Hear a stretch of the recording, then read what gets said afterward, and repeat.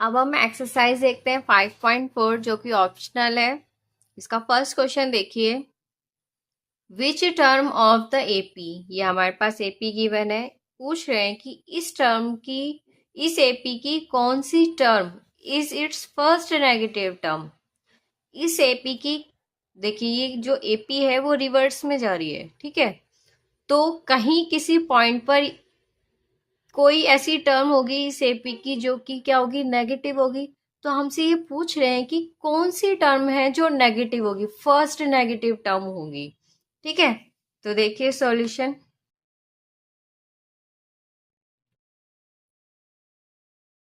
Given AP is, given AP क्या है हमारे पास, 121, 117, 113 अप टू एंड सो। तो देखिए यहाँ पर ए की वैल्यू क्या है, 121, डी की वैल्यू है 117 माइनस 121, ये आ गया हमारे पास -4, ठीक है। और देखिए, तो यहां से हम ए एन की वैल्यू निकाल लें, ठीक है। ए एन किसके इक्वल होगा, A plus N minus 1 into D. A की वैल्यू क्या है 121 plus N minus 1 into D की वैल्यू क्या है -4। तो देखिए 121 -4 अंदर जाएगा, -4n +4, ये कितना हो जाएगा 125 -4n हो जाएगा, ठीक है। अभी कहते हैं ए एन की वैल्यू जब लेस होगी 0 से तभी तो वो नेगेटिव होगी। ये हमारे पास ए एन की वैल्यू, जब ये वैल्यू लेस होगी 0 से तब वो क्या हो जाएगी, नेगेटिव हो जाएगी। तो यहां से हम क्या लिखते हैं, 125 -4n इज लेस देन 0, ठीक है। ये 4n वहां जाकर क्या हो जाएगा, पॉजिटिव में हो जाएगा, और ये मल्टीप्लाई में यहाँ आकर डिवाइड में हो जाएगा, n। तो ये कितना आ जाएगा,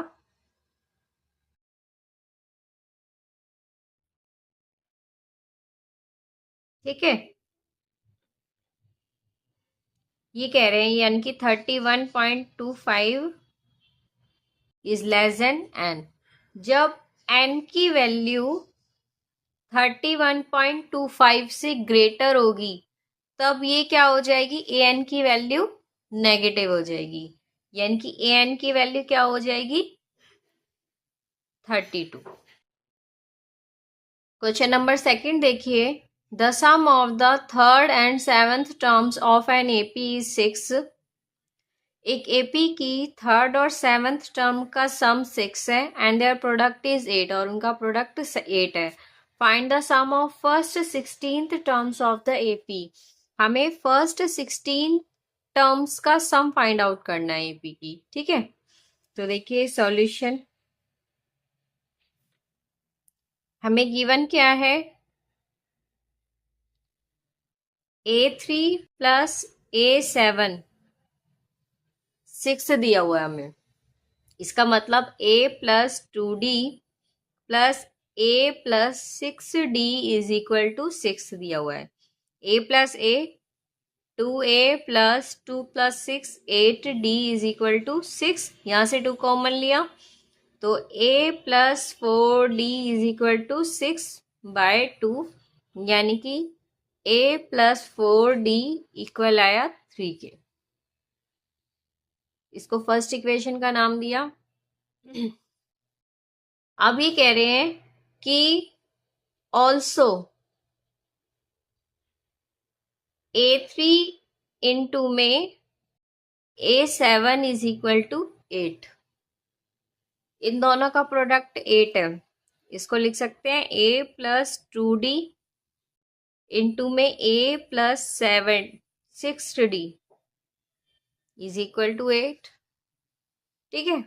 अब देखिए अंदर मल्टीप्लाई करते हैं, ये यहाँ से आया हमारे पास, ए को अंदर मल्टीप्लाई किया, ए square plus 6AD plus 2D को अंदर मल्टीप्लाई किया तो 2AD plus 2 6 12D square is equal to 8। यहाँ से देखिए ए की वैल्यू क्या आ जाएगी 3, ये प्लस का है वहां जाकर माइनस का हो जाएगा, इसको फर्स्ट का नाम देंगे। तो देखिए ये हमें क्या मिलेगा, ए स्क्वेयर प्लस 12D स्क्वेयर 6 और 2 8AD इज इक्वल टू 8। ठीक है, ए की वैल्यू को यहाँ पुट कर दे, क्या मिलेगा हमें 3 minus 4D square plus 12D square plus 8D 3 minus 4D is equal to 8। अब देखो ए माइनस बी का स्क्वायर किसके इक्वल होता है, A square plus B square minus 2AB,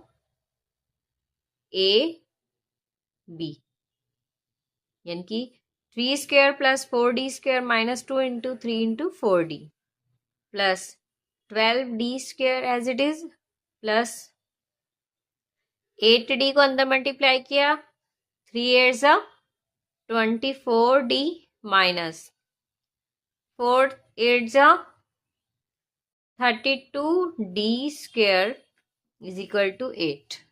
okay, अब देखिए 3 3 9 plus 4 4 16D square 2 3 6 6 4 24D plus 12D square plus 24D minus 32D square is equal to 8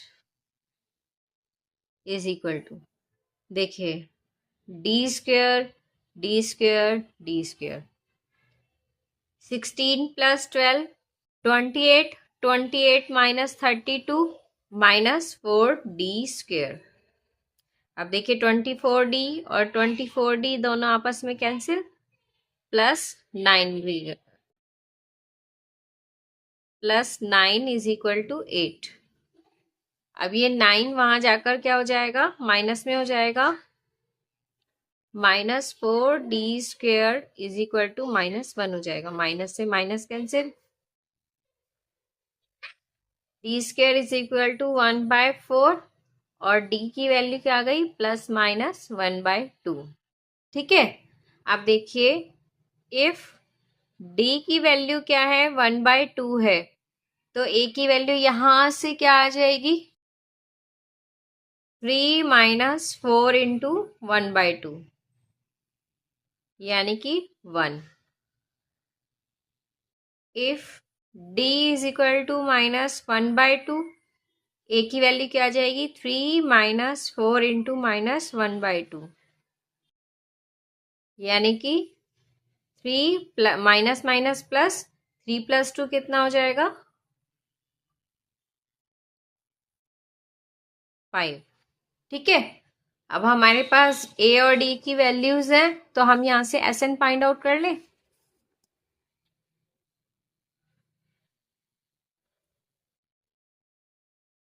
if a is equal to 1 and d is equal to 1/2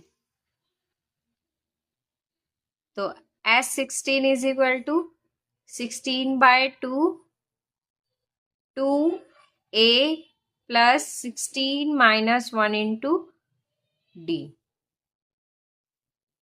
ये आ गया हमारे पास 8,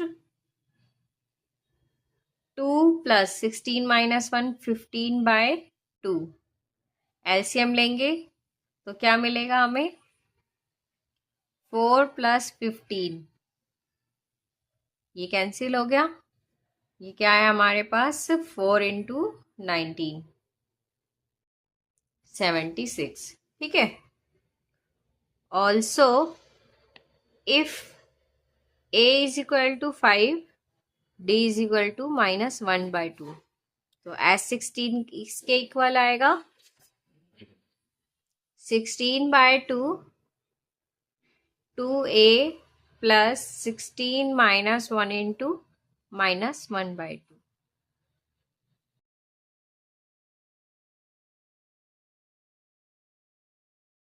2 5s are 10 plus 15 into -1/2। LCM लेंगे, ये कितना आया 2 20 plus minus -15, ये cancel हो गया। This implies 4 into 5 20। ठीक है, तो हमारे पास एसएन की दो वैल्यूज है 76 और 20। क्वेश्चन नंबर 3 देखिए, a ladder has rungs 25 centimetre apart. ये हमें फिगर दी हुई है। ठीक है, इस फिगर में ये जो लेडर्स हैं, ये जो लेडर है इसमें ये जो रंग्स हैं वो क्या है 25 मीटर की दूरी पर है एक दूसरे से। ठीक है, जिसकी ये और ये इन दोनों के बीच की दूरी कितनी है 25 सेंटीमीटर, इनके बीच की दूरी कितनी है 25 centimetre. The rungs decrease uniformly in length from 45 centimetre at the top at the bottom to 25 centimetre at the top. ये कह रही है ये जो रंग्स है वो क्या हो रहे हैं डिक्रीज होते चले जाते, ये जो रंग्स हैं वो डिक्रीज होते चले जा रहे हैं। किस तरीके से, पहले 45 है, यहाँ पर कुछ इस तरीके से लास्ट में 25 सेंटीमीटर टॉप में रह जाते हैं। ठीक है, इस तरीके से क्या हो रहा है डिक्रीज हो रहे हैं। If the top and bottom rungs are 2:1/2 metre apart, if the top and the bottom rungs are 2:1/2 metre apart, अगर टॉप एंड बॉटम के बीच की जो दूरी है वो कितनी है 2:1/2 मीटर है। What is the length of would required for the rungs, in rungs के लिए वुड की कितनी जरूरत होगी ये हमें बताना है। ठीक है, तो देखिए ये हमें क्वेश्चन फिगर दिया हुआ है, इसमें ये लेडर के बीच में ये जो रंग्स हैं टॉप और बॉटम रंग्स के बीच में गैप है 2:1/2 मीटर।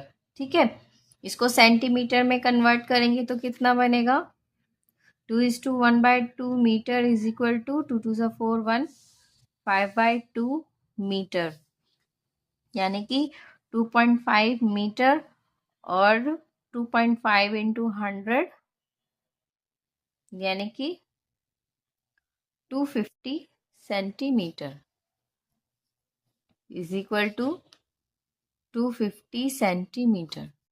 ठीक है, क्योंकि ये सेंटीमीटर में चल रहा था तो ये भी सेंटीमीटर में कन्वर्ट कर लिया हमने। अब देखिए ये 250 सेंटीमीटर है और दो रंग्स के बीच में 225 सेंटीमीटर का गैप है। अब हमें सबसे पहले निकालने हैं नंबर ऑफ रंग्स। तो उसके लिए देखिए, मान लीजिए हमारे पास स्केल है, ये हमारे पास स्केल है, इसकी लेंथ है 10 सेंटीमीटर। ठीक है, और हमें क्या करना है मार्क करना है हर 2 सेंटीमीटर पर। तो ये 1 2 3 4 और ये 5 पार्ट में इसको क्या कर दिया डिवाइड कर दिया। 2 सेंटीमीटर में 2 2 2 2 2, ये कितना हो गया पूरा 10 सेंटीमीटर हो गया। अब हमें बताने कि हमने कितनी बार मार्क किया उसको। ठीक है, तो देखिए ये 10 पूरा टोटल 10 है कम पूरा, और हर 2 सेंटीमीटर पे हमने क्या किया मार्क किया है। तो कितना मार्क होंगे हमारे पास, कितने पार्ट बनेंगे 5, 1 2 3 4 5, लेकिन हमने मार्क कितने किए हैं 1 2 3 4 5 6। तो हम क्या करेंगे इस 5 में 1 ऐड कर देंगे। ठीक है, ऐसे ही हम यहाँ पे करेंगे। देखिए टोटल लेंथ कितनी है नंबर ऑफ रंग्स कैसे निकालेंगे हम? टोटल लेंथ कितनी है ये? 250 सेंटीमीटर। और दो रंग्स के बीच में कितना गैप है? 25 सेंटीमीटर +1। अभी बताया ना +1 क्यों करेंगे, तो ये कितना आ जाएगा? 10 + 1 = 11। यानी कि टॉप ये कितने रंग्स हैं हमारे पास? 11 रंग्स हैं। ठीक है, यानी कि ये क्या है हमारे पास? n की वैल्यू मिल गई हमें। अब देखिए हमें क्या निकालना है? कितनी वुड की रिक्वायर होगी लैडर को बनाने में, ये रंग्स को बनाने में, ये हमें फाइंड आउट करना है ना। फर्स्ट रंग की लेंथ कितनी है? 45 सेंटीमीटर, यानी कि ये क्या है हमारे पास? n है। Sn किसके इक्वल होगा? n/2 a + 2a + n-1 × d। Sn इसके इक्वल होता है। अब देखिए हमारे पास n की वैल्यू है, a की वैल्यू है, d की वैल्यू हमारे पास नहीं है, d की वैल्यू हमारे पास नहीं है। लेकिन देखिए टॉप रंग्स की लेंथ हमें पता है। ठीक है, तो ये हमारे लिए किसका काम कर रही है? एल का काम कर रही है। तो हम यहाँ पर ये फॉर्मूला लगा दें, यहाँ पर n/2 a + l। ठीक है, तो देखिए 11/2 a की वैल्यू क्या है? 45 + l की वैल्यू क्या है? 25। 11/2 ये कितना आया?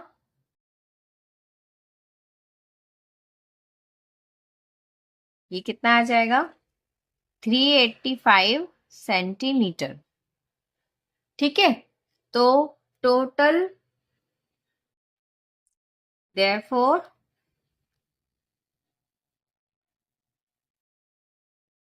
length of wood required is equal to required for rungs is equal to 385 centimetre. ठीक है,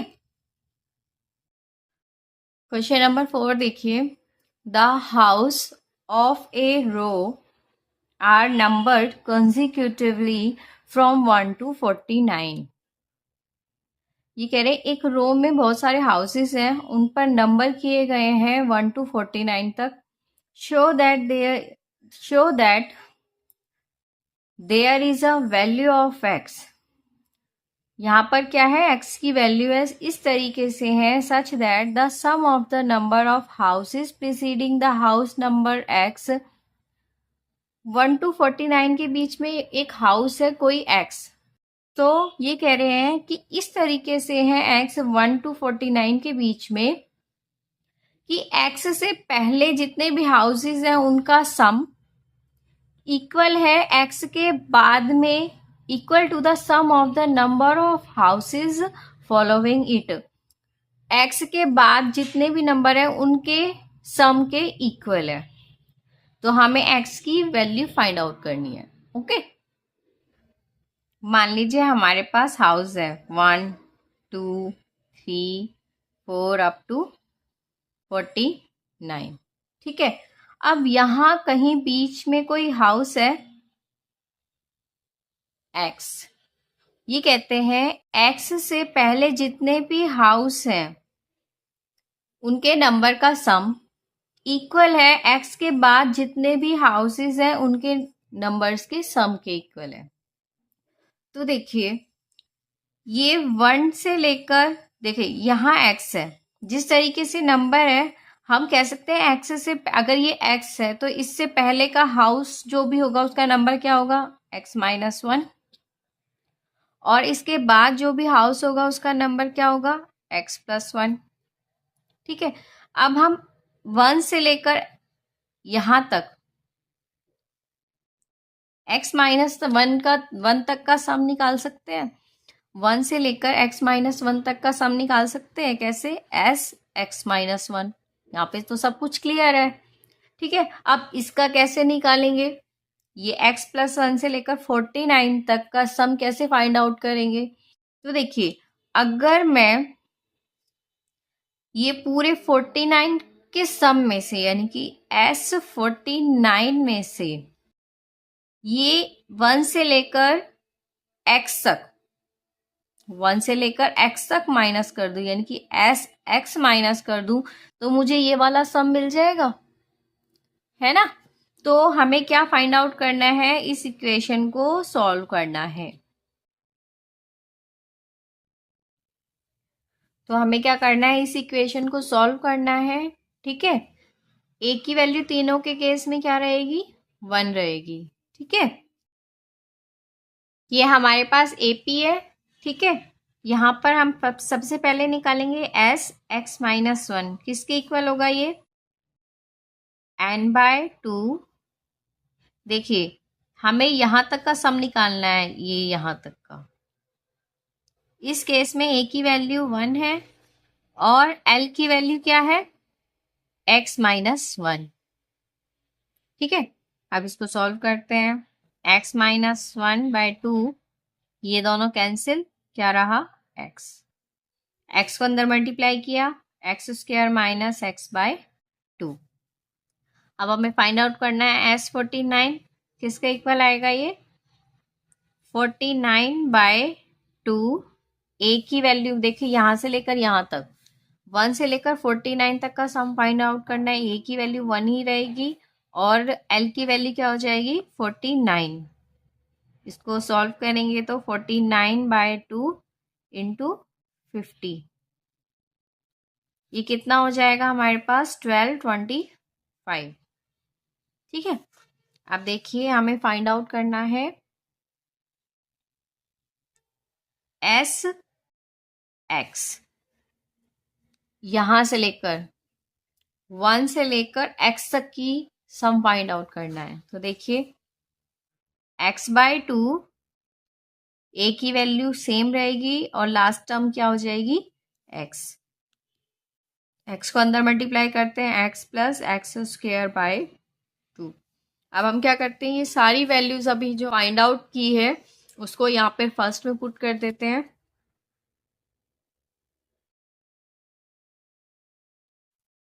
putting the above values in first, we get, क्या आएगा हमारे पास? x² - x/2 is equal to 1225 minus x plus x²/2 को bracket में रख लेते हैं। ये वैल्यूज माइनस में इधर आके प्लस में हो जाएगी। x² - x/2 plus x+x²/2 is equal to 1225। LCM लेते हैं, क्या आएगा? 2x² - x x+x² is equal to 1225। ये मल्टीप्लाई में हो जाएगा, यहाँ आकर ये x से x कैंसिल हो जाएगा। क्या आ जाएगा यहाँ पर? 2x²/2 is equal to 1225। ये कैंसिल हो जाएगा, स्क्वायर वहां जाकर रूट बन जाएगा। x की वैल्यू क्या आ जाएगी? +√1225, यानी कि +-35। अब हाउस की वैल्यू माइनस में तो हो नहीं सकती, तो x की वैल्यू क्या आ जाएगी? 35। और ये हमें क्या करना था? फाइंड आउट करना था।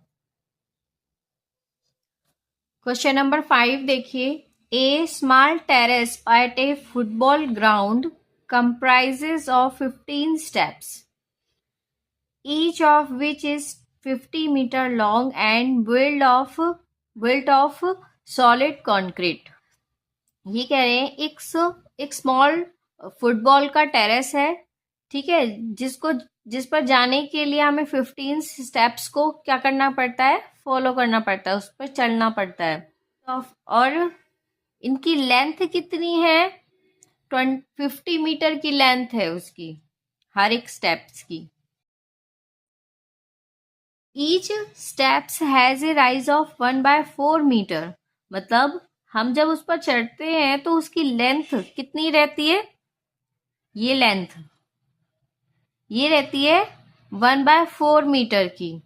एंड ट्रेड ऑफ 1/2 मीटर, मतलब जिस पर हम चलते हैं, जिस पर हम पाँव रखते हैं, वो कितना है, 1/2 metre. Calculate the total volume of concrete required to build the terrace. हमें क्या निकालनी है, टोटल वॉल्यूम निकालनी है इस टेरेस को बनाने में, जितनी कंक्रीट की रिक्वायर्ड होगी उसका वॉल्यूम फाइंड आउट करना है। तो देखिए, अगर हम ये इस चीज को भूल जाएं, सिर्फ यहाँ इतना पार्ट को याद रखें, तो ये देखिए, ये हमारे पास क्यूबॉइड फॉर्म कर रहा है ना। अब इसकी लेंथ कितनी है, 50 मीटर है। क्यूबॉइड की लेंथ दे रखी है, विड्थ दे रखी है, और विड्थ दे रखी है 1/2 मीटर, और हाइट दे रखी है 1/4 मीटर। तो हम इस स्टेप का वॉल्यूम फाइंड आउट कर सकते हैं। देखिए,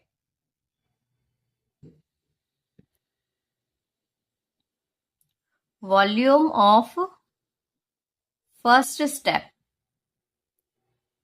फर्स्ट स्टेप का वॉल्यूम क्या हो जाएगा, length into breadth into height.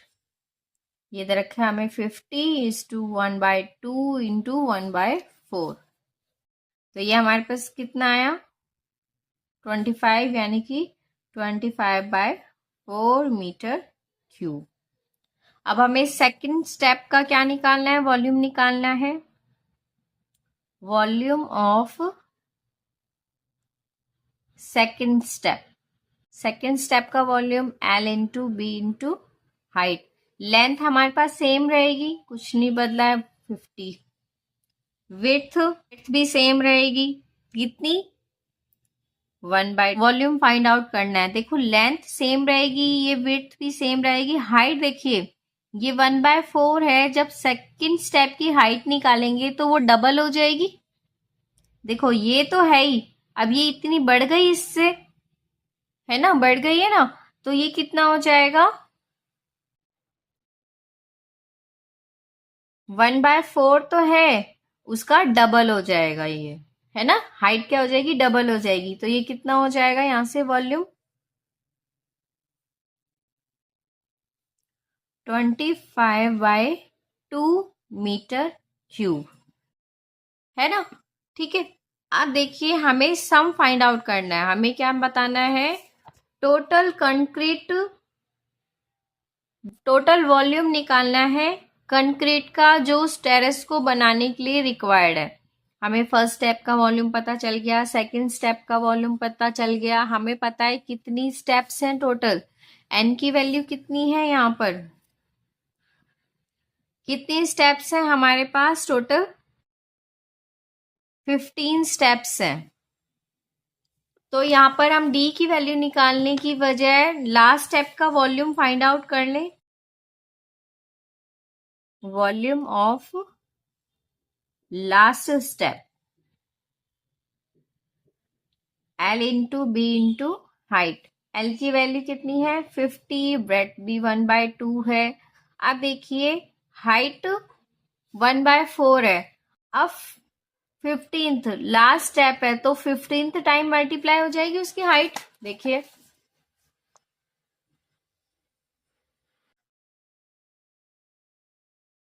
ये जो लास्ट स्टेप है, ये जो लास्ट स्टेप है, इसका वॉल्यूम 15 टाइम मल्टीप्लाई हो जाएगा, इसका फिर इसका फिर इसका, ये एक स्टेप का वॉल्यूम, हाइट दे रखी है 1/4, तो ये 15 टाइम मल्टीप्लाई हो जाएगा 15 स्टेप तक जाते जाते, है ना। तो क्या हो जाएगा, 1/4 इंटू 15, ये 2 से कैंसिल हो गया, 25, कितना हो गया ये 375 बाय 2 मीटर क्यूब। अब हमें क्या फाइंड आउट करना है? सम फाइंड आउट करना है। Therefore, now